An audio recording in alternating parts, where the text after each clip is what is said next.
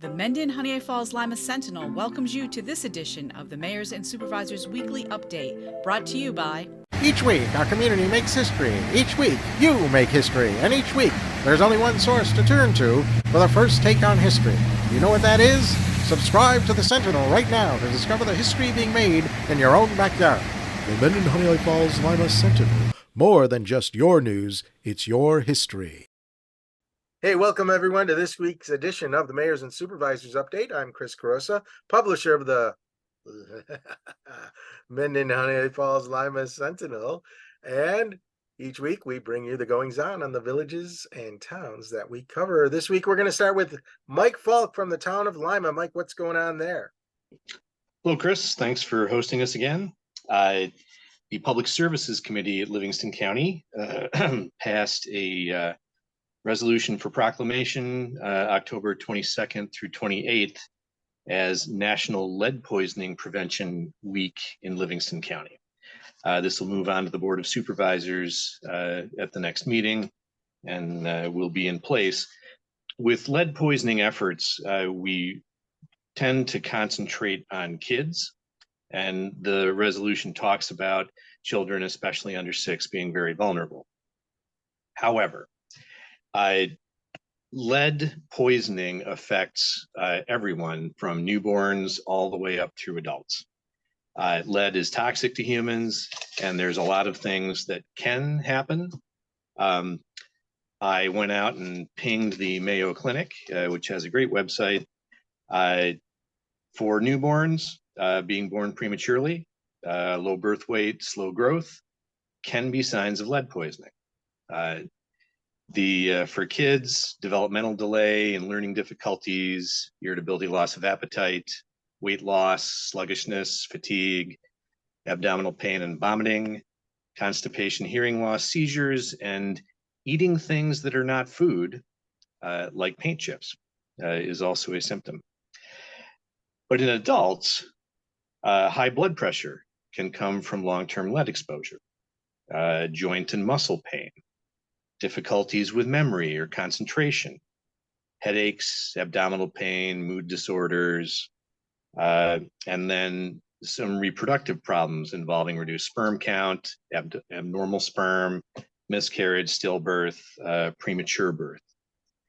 Lead poisoning is not a joke. And so most people think it's not going to affect them.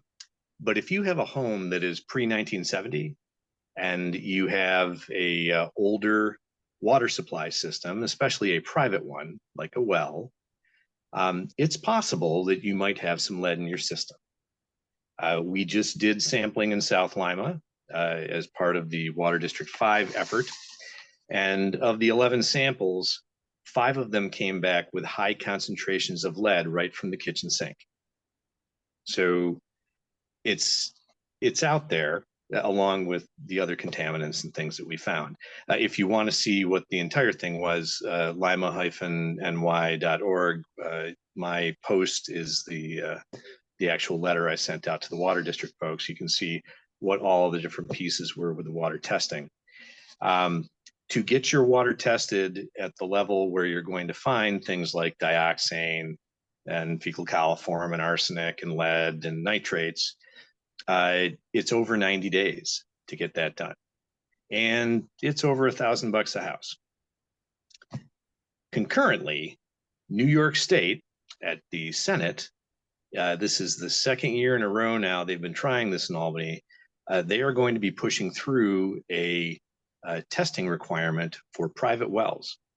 You will be required to test your well every 5 years and submit it to the municipality for a list of contaminants that is way too long to read.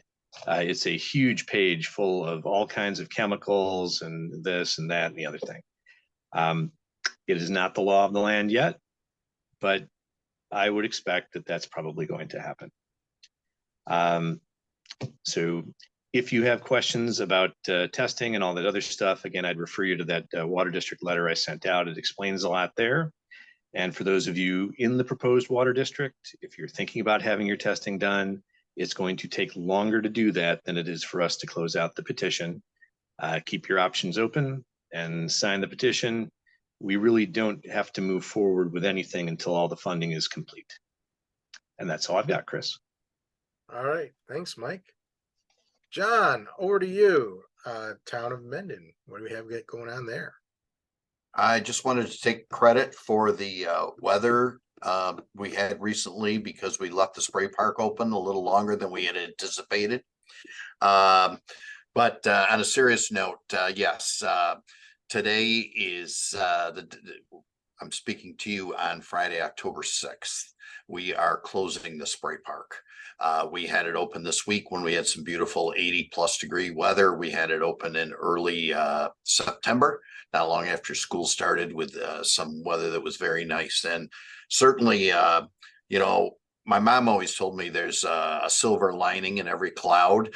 And when we had to close it for a good portion of the summer due to the surface being slippery, we were provided some beautiful weather in September and now early October to utilize that spray park. And I know we had a lot of folks using it.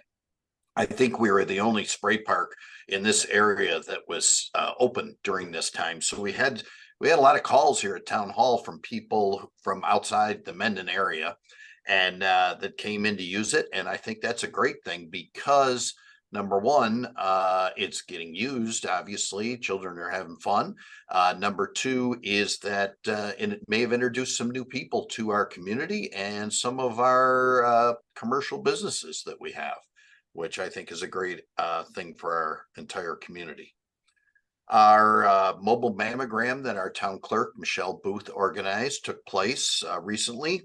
They had over 20 people participate in that. And we want to thank everybody, including Michelle, for setting that up for us. Our next big event that I've been talking about for some time is the recycle event on Saturday, October 14th. That takes place at our highway garage on Summel Road. And once again, there's a whole list of things on our website that you can bring in, that you can't bring in. I've had people stop and ask me, you know, can I bring old tires? Can I bring old batteries? No, is the answer. The good news is the TVs are acceptable without an additional fee. And last but not least, not too long ago, a driver ran into the stone anvil in front of Mendon Farms, which, if you don't know where Mendon Farms is, it's a development off of 251 that was built back in the mid-70s. There's about 80 homes in there, and when it was built, it was thought that there would be a nice idea to put some nice cobbles and a nice anvil on top of it, a sign that says Mendon Farms, etc. And the driver didn't bother to stop after running into it. That anvil and that cobblestone area received significant damage. We heard from a lot of neighbors in Mendon Farms, the majority of which wanted it fixed. We have now have someone who is coming in, and they will be fixing it this fall. So it will remain in its current status. They will also be putting 4 bollards, which are similar to the things you see around gas pumps, so that if an errant driver happens to run into that area again, they won't do damage to the anvil and the stone facade of that. So we're looking forward to having that completed. So thanks for your time. All right. Thanks, John. Next, over to Steve in the town of Henrietta. Steve, what's going on in Henrietta? Good afternoon. It was actually a successful week for law enforcement. This week in Henrietta, there were 3 major, I'll call them arrests made, although some were multiple arrests. First involved the Monroe County Sheriff Office catching the individuals who've been racing through the Strawberry Hill neighborhoods. They've been running stop signs, doing donuts, things like that. The Monroe County Sheriff Office issued 19 citations in all. So hopefully this will curb some of their activities. The second was a joint effort between the Monroe County Sheriff Office and the Office of Cannabis Management when they raided the High-Low Smoke Shop on East Henrietta Road in response to the illegal selling of cannabis. In addition to the cannabis, they also found they were selling hallucinogens and other controlled substance. The shop was shut down and all illegal merchandise seized, in addition to the arrests being made. And the third was a joint effort between the Monroe County Sheriff Office and the United States Post Office. 3 individuals were apprehended breaking into a mailbox. The Sheriff Office was able to pursue the fleeing suspects and apprehended them, and the stolen mail and other merchandise and items were recovered. I forgot to check before, and I assumed that they were cited. Find it hard to believe that it's probably going to go to federal court. So hats off to our law enforcement officers, especially the Monroe County Sheriff Office. Hopefully these arrests are going to get fully prosecuted. Something unfortunate that hasn't always happened as of late. Previously, we had caught a CBD oil store selling cannabis, including to minors. To date, that still has not been prosecuted. I'm hoping that the involvement of the Office of Cannabis Management in this more recent one will help this one get prosecuted. I suspect the hallucinogens will also help it get prosecuted. So if people have been seeing large, they look like tanker trucks with a hose attached to them. Those are working for the Monroe County Water Association. They've been using hydro excavation to check pipes in the neighborhoods to see if there are any issues with the pipe, including the possible use of lead in the fitting. So tie into the earlier discussions.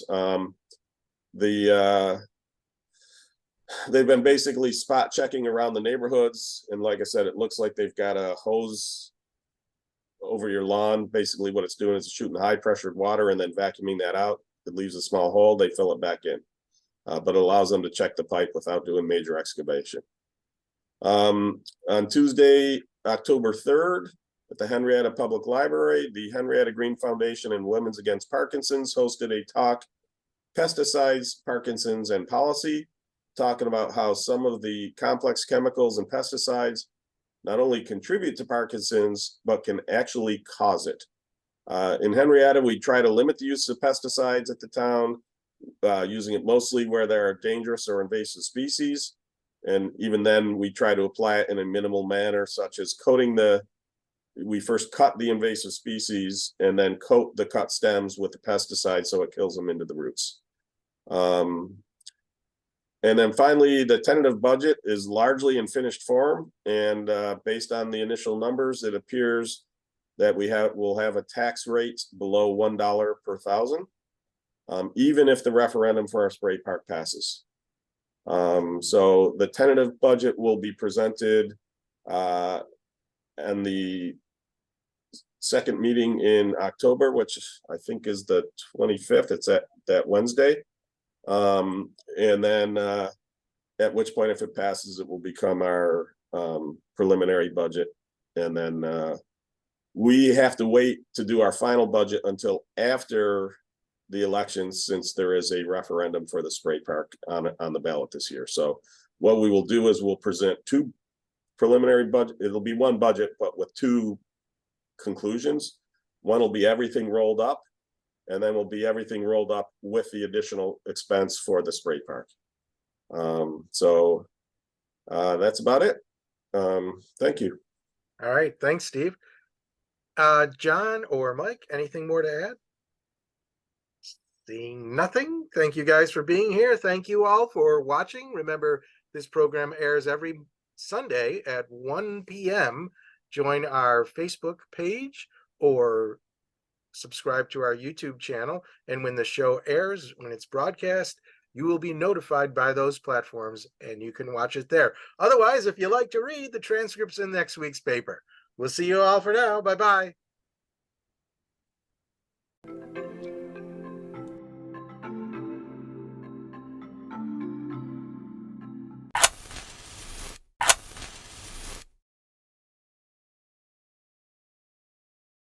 Imagine yourself communicating with a difference. Pan-Dimensional Solutions helps you do this. Whether live spectator events, taped broadcasts, or real-time audience-engaging programs, you can benefit immediately from the tools Pan-Dimensional Solutions will share with you.